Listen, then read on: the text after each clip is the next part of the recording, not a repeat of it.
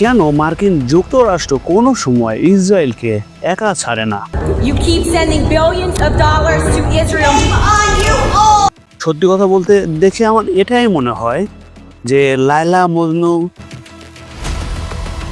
Romeo জুলিয়েটের পর America আর ইসরায়েলের প্রেমের এই গল্প কাহিনী পুরো বিশ্ব মনে রাখবে। I love Israel. I love Israel. The United States of America would have to invent an Israel. কিন্তু বিশ্বাস করুন, এই সম্পর্কটা কিন্তু চিরদিনই এইরকম ছিল না।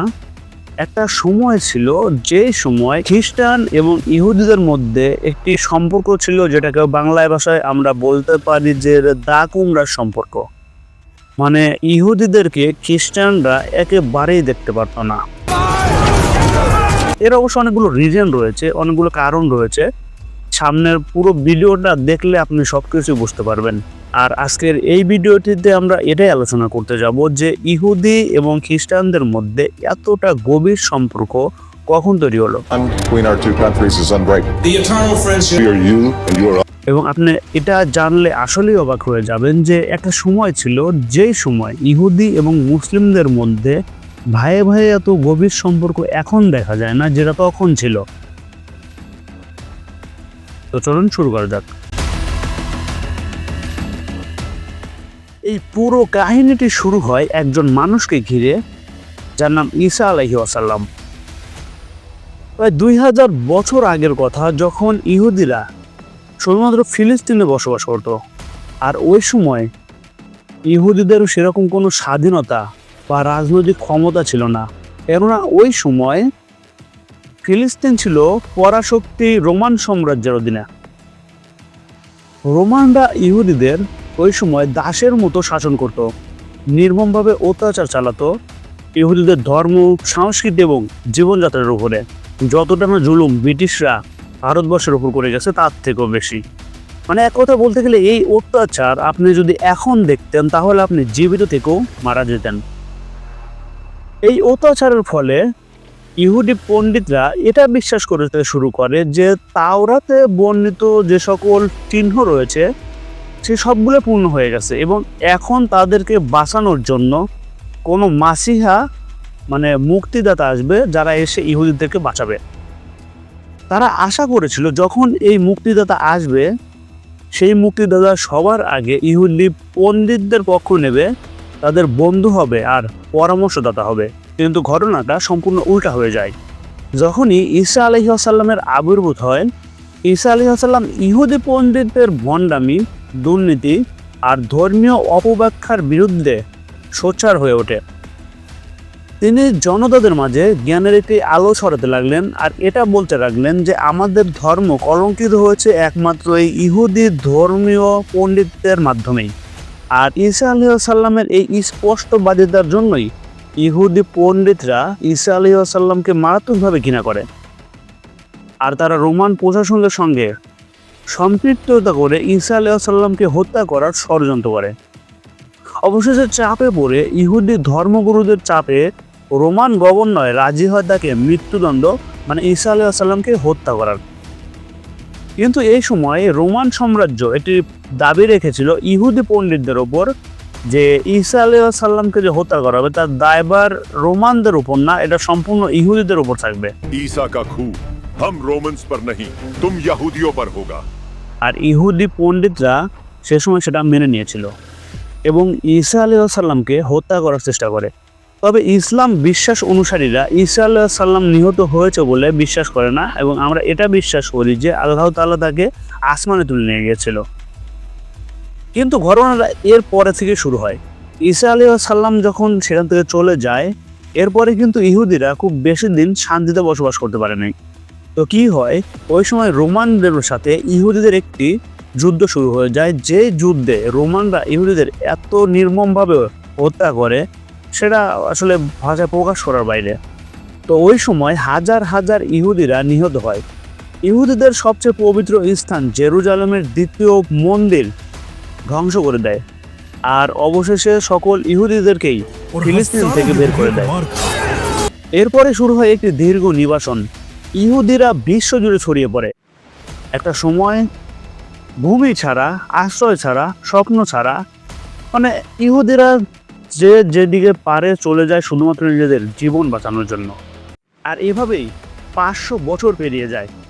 500 বছর ধরে প্রতিদিন ইহুদিদের প্রার্থনায় একটাই কথা ছিল, যদি কোনোভাবে অলৌকিক কোনো ঘটনা ঘটে যেত এবং তারা ফিলিস্তিনে ফিরে যেতে পারত। আর অবশেষে ইতিহাসে নতুন একটা মোড় আসে। ফিলিস্তিন থেকে বিতাড়িত হবার 500 বছর পরে নতুন একটি রাষ্ট্র গড়ে ওঠে, মুসলিম রাষ্ট্র, যার নাম ছিল মদিনা। রোমান সাম্রাজ্যের শক্তিমত্তা তখন মুসলিমদের হাতে ভেঙে পড়ে। খলিফা উমর ইবনে খাত্তাব রাদিয়াল্লাহু তাআলা আনহুর নেতৃত্বে মুসলিম বাহিনী জেরুজালেম দখল করে নেয়। কিন্তু এখানেই ঘটে একটি গুরুত্বপূর্ণ ঘটনা। জেরুজালেমে আত্মসমর্পণের আগে খ্রিস্টান রোমানরা হযরত উমরের কাছে একটি শর্ত রেখে যায় যে ইহুদিদেরকে কোনোভাবেই যেন ফিলিস্তিনে বসবাস করার অনুমতি না দেওয়া হয়। কিন্তু হযরত উমর রাদিয়াল্লাহু তাআলা সেই শর্ত মেনে নেয়নি। তিনি বলেন, ইসলাম ন্যায় এবং সমাধিকার বিশ্বাস করে। এই ভূমি শুধু খ্রিস্টান বা মুসলিমদের জন্য নয়, ন্যায়ের পক্ষে যারা থাকবে তাদের সবার। আর এই সিদ্ধান্তের পরেই ইতিহাসে প্রথমবারের মতো মুসলিমরা ইহুদিদের আবারও জেরুজালেমে বসবাস করার অনুমতি দেয়। আর সেই জেরুজালেমে এখন মুসলিমরা থাকতে পারে না, নির্মমভাবে হত্যা হয় ইহুদিদের হাতে। কি বলবো, মানে এই কথাগুলো বলতে গেলেও আসলে এই কথাগুলো যে আমি বলছি এটা কিন্তু বিভিন্ন সাইট থেকে রিসার্চ করে বের করা। তো যখন এইগুলো আমি বলতেছি, আমি যখন এইগুলো পড়েছি, আমার নিজের কাছে খুব খারাপ লাগে যে আসলে আমরা মুসলিম হিসেবে এখন কিছু করতে পারতেছি না। কেন করতে পারতেছি না? কারণ সেটা সবাই জানে। তো যাই হোক, চলুন ঘটনাটা সামনের দিকে যাই, দেখি তারপরে কি হয়। হযরত উমরের ওই ঐতিহাসিক নির্দেশের পরবর্তী প্রায় 400 বছর ধরে মুসলমান ও ইহুদিরা একে অপরের পরম মিত্র হয়ে ওঠে। যতটুকু মিত্র বর্তমান সময়ে ভাইয়ে ভাইয়ের মধ্যেও পাওয়া যায় না। তো একসঙ্গে বসবাস, ব্যবসা, জ্ঞান চর্চা সব দিক থেকেই এই দুই ধর্মীয় গোষ্ঠী পরস্পরের প্রতি সহনশীল, সহযোগিতামূলক মনোভাব পোষণ করে। আর খ্রিস্টানরা ছিল ওই সময় প্রধান শত্রু ইহুদিদের এবং মুসলমানদেরও। কিন্তু এই সম্পৃক্তি সময়কাল খুব বেশি দিনের জন্য ছিল না। 400 বছর ধরে ফিলিস্তিন শাসনের পর মুসলমানদের কাছ থেকে সেই অঞ্চলটি কেড়ে নেওয়া হয়। ইউরোপের ক্যাথলিক গির্জায় তখন একটি নতুন পোপের আবির্ভাব ঘটে, পোপ আরবান। এই পোপের নেতৃত্বে শুরু হয় এক বিস্ময়কর যুগ। তিনি ইউরোপের খ্রিস্টানদের আহ্বান জানায় মুসলমানদের বিরুদ্ধে ধর্মযুদ্ধ, যাকে বলা হয় ক্রুসেড। এই ক্রুসেডে অংশ নেওয়ার জন্য উদ্দেশ্য ছিল খ্রিস্টানদের পবিত্র ভূমি জেরুজালেম মুসলমানদের হাত থেকে পুনরুদ্ধার করা। মানে একটা বিষয় চিন্তা করেন, এই জেরুজালেম মুসলমানদের পবিত্র ভূমি, এই জেরুজালেম ইহুদিদের পবিত্র ভূমি, এই জেরুজালেম খ্রিস্টানদেরও পবিত্র ভূমি। আসলে কেন? আসলে এর মূল শিকড় কিন্তু আছে একটা জায়গাতেই, হযরত ঈসা আলাইহিস সালাম। বিষয়টা আরও সামনে এগুলো আপনারা বুঝতে পারবেন যে আসলে কেন। তো পোপ আরবানের ওই ডাকের জবাবে ইউরোপের খ্রিস্টানরা দলে দলে যাত্রা করে মধ্যপ্রাচ্যের দিকে। শিশুসহ জনসাধারণ পর্যন্ত সে যুদ্ধে অংশ নেয়। তারা ফিলিস্তিন অতিক্রম করে প্রবল আক্রমণ চালায় মুসলমানদের ওপর। তৎকালীন মুসলিম বিশ্ব ছিল তখন ছিন্ন বিচ্ছিন্ন। মুসলিম শাসকেরা নিজেদের ক্ষমতা আর অভ্যন্তরীণ সংঘাতে এতটাই ব্যস্ত ছিল যে তারা এই খ্রিস্টান হামলার মোকাবেলা করতে মোটেও প্রস্তুত ছিল না। ফলে খ্রিস্টান বাহিনী ফিলিস্তিনে প্রবেশ করে এবং মুসলমানদের উপর অমানবিক অত্যাচার চালাতে শুরু করে। বলা হয়ে থাকে একটা সময় জেরুজালেমের মসজিদুল আল আকসায় মুসলমানদের মৃতদেহ জমে গিয়েছিল এত পরিমাণ যে সেখানে পা রাখার মতো জায়গা ছিল না। কিন্তু খ্রিস্টানদের ঘৃণা শুধু মুসলমানদের প্রতি সীমাবদ্ধ ছিল না, তারা ওই সময় ইহুদিদের প্রতি আরও বেশি ঘৃণা নিয়েছিল। কারণ তাদের বিশ্বাস ছিল বহু শতাব্দী আগে যীশু খ্রিস্টের হত্যার জন্য ইহুদিরাই দায়ী।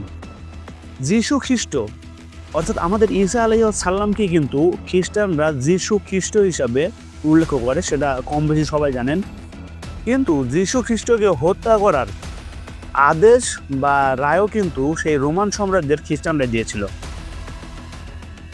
বিষয়টা তাহলে চিন্তা করুন যে কোথাকার পানি পরবর্তীতে কোথায় গড়াচ্ছে এবং সামনে আরও ভয়ানক কিছু অপেক্ষা করছে। তো তো খ্রিস্টান বাহিনী মুসলমানদের সঙ্গে সঙ্গে ইহুদিদেরকেও খুঁজে খুঁজে হত্যা করতে শুরু করে। ইহুদি নারী ও শিশুরা আত্মরক্ষার জন্য মন্দিরে উপাসনালয়ে লুকিয়ে পড়ে, কিন্তু খ্রিস্টান সেনারা সেই সব স্থানে আগুন লাগিয়ে দেয়। হাজার হাজার ইহুদিকে জীবন্ত পুড়িয়ে মারা হয়। পরবর্তী 90 বছর ধরে মুসলমানরা ফিলিস্তিন আর দখল করতে পারেনি, কিন্তু অবশেষে ইতিহাসের পাতায় জন্মগ্রহণ করে কিংবদন্তি নেতা সালাউদ্দিন আইয়ুবী। ইতিমধ্যে বিভিন্ন সাইডে বিভিন্ন ভিডিওতে কুসেদ এবং সালাউদ্দিন আইয়ুবীর যে যুদ্ধের কাহিনী অনেকেই শুনেছেন, কিন্তু এটাই সেই যুদ্ধ যেটা আমি বলতে যাচ্ছি। তো তিনি ওই সময় বিশ্বের ছিন্ন বিচ্ছিন্ন নেতৃত্বকে একত্র করে, আর তার ডাকে সাড়া দিয়েই মুসলমানরা পুনরায় একত্রিত হয়, পুনরায় ফিলিস্তিনের দিকে এগিয়ে যায়। এই যুদ্ধ শুধু মুসলমান নয়, বিশ্বের বহু ইহুদিও সালাউদ্দিনকে সমর্থন জানিয়েছিল। বিশেষ করে শ্রেষ্ঠ ইহুদি পণ্ডিতদের একজন মাইনসিদের, যিনি ছিলেন সালাউদ্দিন আইয়ুবীর ঘনিষ্ঠ একজন চিকিৎসক, সেই পণ্ডিত এবং তার অনুসারীরাও এই যুদ্ধকে ন্যায় যুদ্ধ হিসেবে দেখেছিল এবং মুসলমানদেরকেই সমর্থন করেছিল।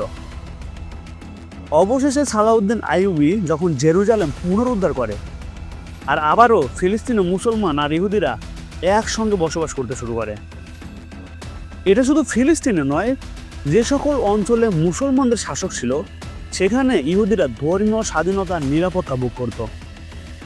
বিশ্বের সবচেয়ে বিদ্বান ও প্রভাবশালী ইহুদিরা তখন ফিলিস্তিনে ছিল না, বরং স্পেনের আন্দালুসিয়ায় ছিল। মুসলিম শাসকদের অধীনে বসবাস করত। আন্দালুসিয়া এটি একসময় বিশ্বের সবচেয়ে ধনী, বিজ্ঞানসম্মত এবং উদার সংস্কৃতির মুসলিম অঞ্চল হিসেবে পরিচিত ছিল, এবং সেটি ছিল স্পেনে। অর্থাৎ আজকের যে স্পেনকে আমরা খ্রিস্টান রাষ্ট্র হিসাবে দেখি, সম্পূর্ণ স্পেনটাই কিন্তু একটা সময় মুসলিম রাষ্ট্র ছিল। তো সেখানে মুসলমানরা প্রায় 800 বছর ধরে শাসন চালিয়েছিল, এবং খ্রিস্টানদের পক্ষে এই অঞ্চল দখল করা ছিল একদমই মিশন ইম্পসিবল, অসম্ভব। কিন্তু ইতিহাসের পাতায় আবারও নিষ্ঠুর একটি খেলা শুরু হয়ে যায়। 800 বছর শাসন করার পর ইউরোপীয় খ্রিস্টানরা আবারও জোট হয়, আবারও আন্দালুসিয়ায় হামলা চালায়। চূড়ান্ত যুদ্ধে তারা পুরো স্পেন মুসলমানদের কাছ থেকে দখল করে নেয়। আন্দালুসিয়া বিজয়ের পর খ্রিস্টান নেতারা মুসলমানদের ও ইহুদিদের সামনে দুটি অপশন রাখে। প্রথমত ইসলাম এবং ইহুদি ধর্ম ত্যাগ করে খ্রিস্টান হয়ে যাওয়া, এবং দ্বিতীয়ত স্পেন ছেড়ে চিরদিনের জন্য চলে যাওয়া। অধিকাংশ মুসলমান আর ইহুদিরা তাদের ধর্ম ত্যাগ করেনি, ফলে তারা স্পেন থেকে বিতাড়িত হতে বাধ্য হয়। তখন ইসলামী জগতে নতুন আশ্রয়দাতা হয়ে ওঠে ওসমানীয় সালতানাত। আজকের মধ্যে এখানে শেষ করছি, কিন্তু এই গল্পটি এখানেই শেষ নয়। Subscribe for part 2, like this video and share more.